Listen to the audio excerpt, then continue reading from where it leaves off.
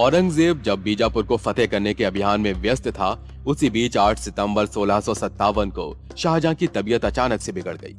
अकबर के काल से ही मुगलों में एक रीत चली आ रही थी। बादशाह रोज किले के झरोके से अपनी आवाम को अपने दर्शन देता था।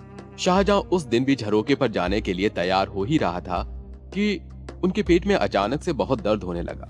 उस वक्त वो दिल्ली के किले में था। उसकी बीमारी की खबर आग की तरह पूरे किले में फैल गई। दारा शिकोह और जहानारा उस वक्त बगीचे में सैर कर रहे थे। ये खबर मिलते ही वो दौड़कर शाहजहां के कक्ष में पहुंचे। शाही हकीम तब तक वहां पहुंच चुका था। शाहजहां बिस्तर पर लेटा हुआ करहा रहा था। जहानारा जाकर उसके सिरहाने बैठ गई और उसका माथा सहलाने लगी और दारा हकीम से शाहजहां के हालचाल लेने लगा।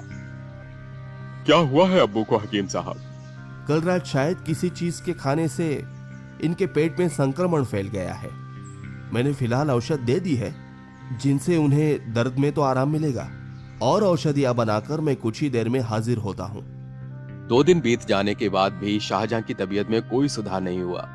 दारा को अब चिंता होने लगी थी, क्योंकि बाहर अब तक किसी को नहीं पता था कि क्या हुआ। अभी के लिए उसने फिलहाल दिल्ली से बाहर जाने के सारे रास्ते बंद करवा दिए थे, ताकि कोई भी संदेश वाहक शाहजहां की बीमारी की खबर लेकर दूसरे राज्यों में न जा सके। उसने किसी के भी शाहजहां से मिलने पर भी रोक लगा दी थी। वो जानता था कि यह खबर अगर बाहर गई तो सब जगह अफरा तफरी मच जाएगी। खासकर अगर उसके भाइयों को पता चला तो वो अपनी अपनी सेना लेकर दिल्ली के लिए निकल पड़ेंगे। लेकिन उसकी लाख कोशिशों के बावजूद ये खबर किले से बाहर पहुंची और फिर वही हुआ जिसका दारा को डर था। दारा ने परेशान होकर इस बारे में जहानारा से बात की। जहानारा का झुकाव हमेशा से दारा की तरफ ही था। दारा ने उसे चिंतित स्वर में कहा, सबको लग रहा है कि अब्बू का इंतकाल हो गया है। इस वजह से प्रशासन के कार्यों में भी मुश्किलें आ रही हैं। लोग कानून तोड़ने लगे हैं। लूटपाट की वारदातें भी बढ़ गई हैं। लोग कर नहीं चुका रहे। अब्बू 1-2 दिन और दरबार में नहीं गए तो खून खराबा मच जाएगा। हाँ भाईजान, और अगर ये खबर औरंगजेब, शाह शुजा और मुराद को लग गई तो बहुत मुश्किल हो जाएगी। मुझे भी इसी बात का डर है, और सबसे ज्यादा खौफ मुझे औरंगजेब का है। वो सत्ता पाने के लिए कुछ भी कर सकता है। अभी तो मैंने कोई भी खबर दिल्ली से बाहर जाने पर रोक लगा दी है, लेकिन तुम भी जानती हो कैसे न कैसे उन तक खबर पहुंच ही जाएगी। भाईजान, अगर कोई भी मुगल सल्तनत का अगला शासक बनने के काबिल है तो वो आप हैं। इसलिए आपको उन तीनों से जंग लड़ने के लिए तैयार रहना चाहिए। जंग के लिए अभी से अपने साथ लोगों को मिलाना शुरू कीजिए, और हमें कैसे भी अब्बू को झरोखे पर दर्शन देने के लिए ले जाना ही होगा। फिर 1 हफ्ते बाद 14 सितंबर 1657 को शाहजहां ने झरोके से अपनी आवाम को अपने दर्शन दिए, मगर वो तब भी पूरी तरह से ठीक नहीं था। हालातों को देखते हुए उसने अपने बाकी तीनों बेटों को अपनी तबीयत का पूरा ब्यौरा लिखकर भेजा और कहा कि वो अब ठीक है। 15 अक्टूबर को फिर एक बार उसने झरोके से दर्शन दिए। सारे जरूरी कागजात उसके कमरे में लाए जाते थे। सारे पत्र और आदेश अभी भी उसके नाम से ही जारी हो रहे थे।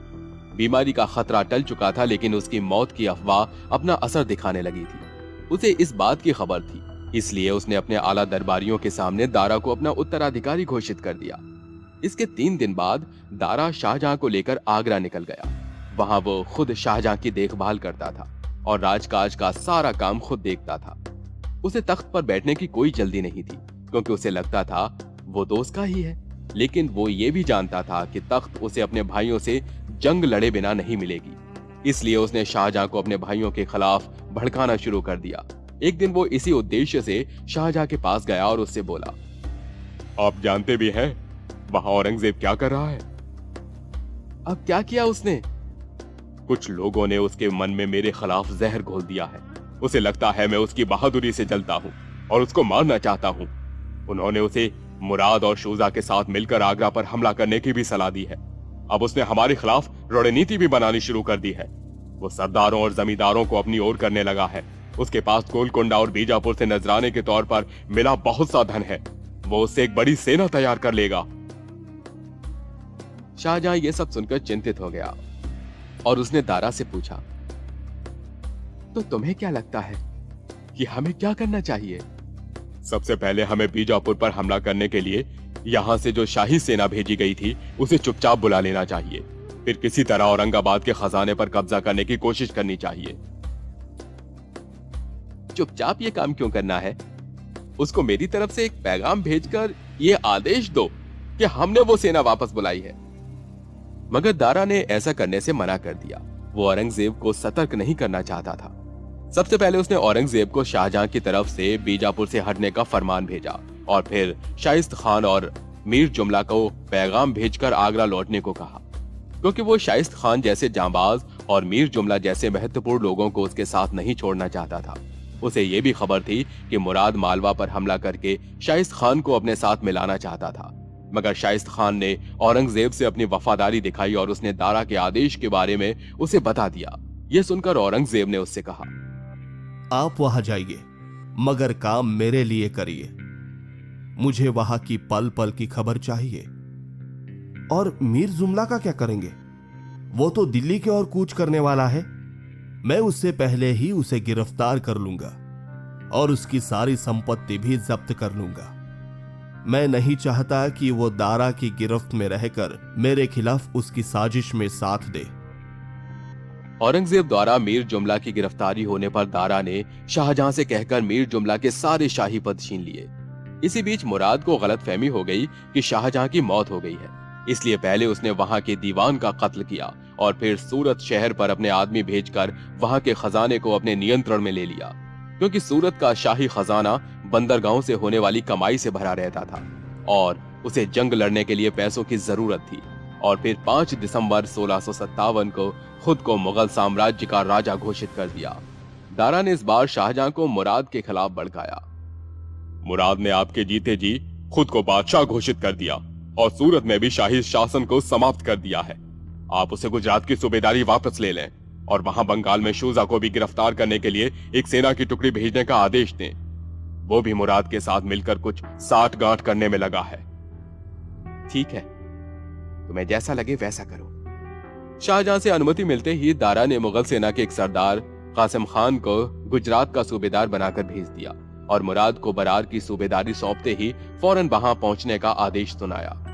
बरार औरंगाबाद के करीब था। दारा चाहता था कि मुराद और औरंगजेब आपस में लड़े भिड़े, लेकिन मुराद ने उसका फरमान नहीं माना और वो गुजरात में ही डटा रहा और गुजरात के बाकी के शहर जीतने की कोशिश करने लगा। मुराद की ताकत बढ़ते देख औरंगजेब की चिंता भी बढ़ने लगी। वो मुराद को गुजरात से बाहर निकालना चाहता था ताकि वो वहां रहकर अपनी सेना और पैसा और न बढ़ा पाए। इसलिए वो 23 दिसंबर 1657 को उससे मिला और उसने उससे कहा, दारा इस वक्त हम सबसे मजबूत स्थिति में है। उसके पास शाही सेना है, शाही खजाना है और हमारे अब्बू भी है। हम अकेले अकेले लड़े तो कुछ नहीं कर पाएंगे। हमें साथ होकर दारा को हराना होगा। मुराद जानता था कि वो भी दारा का अकेले मुकाबला नहीं कर सकता, उसे किसी का साथ चाहिए। शूजा उससे बहुत दूर था, इसलिए औरंगजेब ही था जिसके साथ मिलकर वो दारा को रास्ते से हटाने के लिए गठबंधन कर सकता था। उसने औरंगजेब से कहा, लेकिन अगर तुमने बाद में मुझे दिखा दे दिया तो? मैं ऐसा कुछ नहीं करूंगा। दारा को हराने के बाद हम मुगल साम्राज्य का बंटवारा करेंगे। तुम पंजाब, अफगानिस्तान, कश्मीर और सिंध ले लेना। जहां के राजा भी तुम ही रहोगे। वहां तुम अपने नाम का खुतबा भी पढ़ सकते हो और अपने नाम के सिक्के भी जारी कर सकते हो। मुराद और औरंगजेब के बीच आपसी सहमति होते ही वो दोनों अपनी अपनी सेना लेकर आगरा के लिए निकल पड़े। उधर दारा ने शूजा से निपटने के लिए अपने बेटे सुलेमान शिको, आमेर के राजा जय सिंह और दिलेर खान की कमान में शाही सेना भेजी। उन्हें वहां कामयाबी भी मिली। शूजा की सेना को उन्होंने अपनी कूटनीति से हरा दिया था, मगर अंत में शूजा वहां से भाग निकला। सुलेमान शिकोह ने उसे बहुत ढूंढने की कोशिश की, मगर जब वो नहीं मिला तो वो अपना काफिला लेकर आगरा की तरफ निकल पड़ा। इतने में दारा को मुराद और औरंगजेब के आगरा की ओर आने की खबर लगी। उसने शाहजहां को फिर से एक बार इस बात के लिए मना लिया कि वो यहाँ से शाही सेना भेजकर उन्हें आगरा आने से रोक दे। शाहजहां ने महाराजा जसवंत सिंह और कासिम खान को फरमान भेजा कि वो मुराद और औरंगजेब को बीच में ही रोक ले, लेकिन उन दोनों ने उन्हें उज्जैन से 7 कोस दूर धर्मत में हरा दिया। जीतने के बाद औरंगजेब ने वहीं जमीन पर बैठकर नमाज पढ़ी और अल्लाह का शुक्रिया अदा किया। शहंशाह बनने के बाद उसने वहां पर एक सराय और मस्जिद भी बनवाई थी। ये औरंगजेब और मुराद की दारा के खिलाफ पहली जीत थी। इसका झटका दारा को भी लगा था। इसके बाद शाहजहां ने अपनी सभी बेटों से मिलकर सुलह करने की कोशिश की, मगर दारा ने ऐसा करने नहीं दिया। उसने मुराद और औरंगजेब को एक पैगाम भेजा।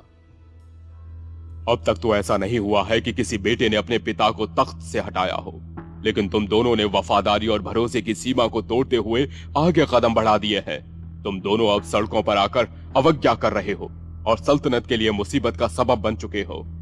अपने काम से तुमने सदाचार की सीमा लांघी है। इसका परिणाम कुछ और नहीं बल्कि तुम दोनों के लिए पछतावा और शर्मिंदगी होगा। जवाब में मुराद और औरंगजेब ने लिखा, ये कितना सही है भाई कि आपने पिता को सलाखों के पीछे डाल दिया है। बादशाह की तुम्हारे प्रति चाहत ने तुम्हें इतने ऊंचे मुकाम तक पहुंचाया है, लेकिन तुम अपने भाइयों के अस्तित्व को ही खत्म कर देना चाहते हो, जो कि तुम्हें कायदे में अपनी जान जीतने ही अजीज होने चाहिए।